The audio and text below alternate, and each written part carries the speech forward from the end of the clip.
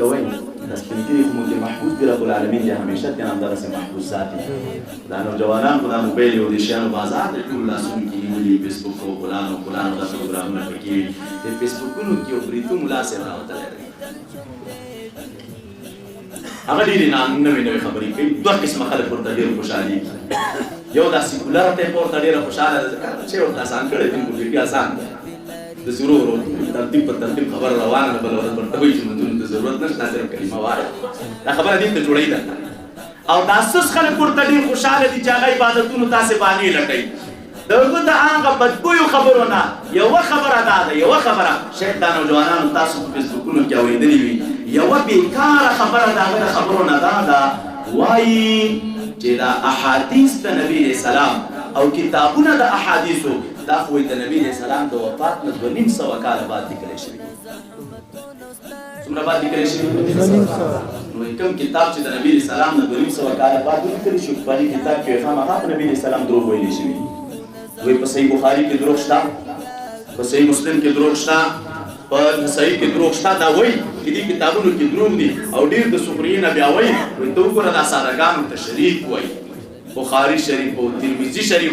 دا وایي د نبی علیه السلام د وفات نه 2500 کاله بعد پام کوئ په دې شیانو چېرته دوکه نه شئ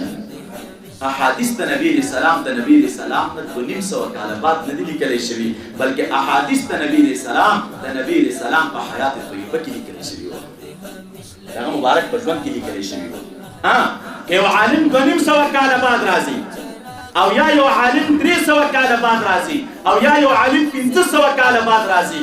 دغه عالم احادیث چې کوم احادیث باندې د کتاب لیکلی دا به هم تقبل هغه وخت کې نه وای چې دغه 500 کاله بعد راغلی مولا ویلي وای چې سمعت رسول الله صلی الله علیه وسلم که چېرته د داسې ویلي وای چې ما د نبي علیه السلام نه دا حدیث اورېدلی نو موږ ویلي چې ملا صاحب دروغ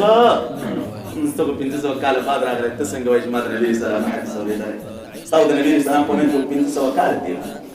و هر حد کتاب دا حدیثو چې تاسو پیدا کړئ که چا 200 کاله بعد لیکلی او که چا 500 کاله بعد لیکلی دی هغه داسې نه ویلي چې ما د نبي علیه السلام نه اورېدلی هغه داسې وایي چې ما د دغې استاذ نه اورېدلی او استاذ وایي ما د دې استاذ نه اورېدلی او هغه استاز وایي چې ما د دې استاذ نه اورېدلی او هغه شاګرد دی وایي چې ما د صحابي مبارک نه اورېدلی او صحابي مبارک وایي چې ما د رسول الله صلی الله علیه وسلم دا ټوله ذخیره د احادیثو دغسې نه که نه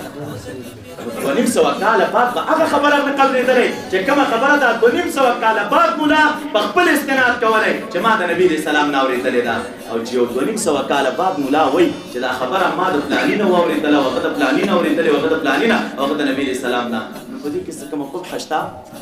دغه مجلس کې یو پیښه وشوله یو کس د دې ځای نه پاسېد بلا تشخیص مثال درته نه دغه د زوس دی یم تاسو ته درته کوم د دې مجلس نه یو کس لاړ سبا هلته د قیمت کې یو بل ملګري ته کیسه کوي چې دوی ګاز مونږ مات دی مولوي صاحب راغلی مونږ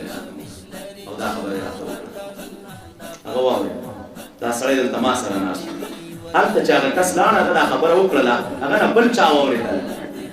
چې په سنتر بازار رسېدو د کابل ښار ته هلته بل کس ته وکړله بیا چې د هغې ځای تر کمپنۍ رسېده هلته بل کس ته وکړله خو دغه خبره چې دا اوس دلته کېږي تر کمپنۍ پورې چې رسېږي نو په 5-6 واسطو ورسېدله چې یو ته وکړه بل ته وکړه او بله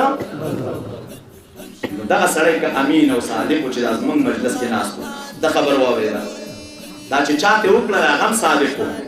چې هغه چا ته وکړه هغه هم صادق و رښتونی و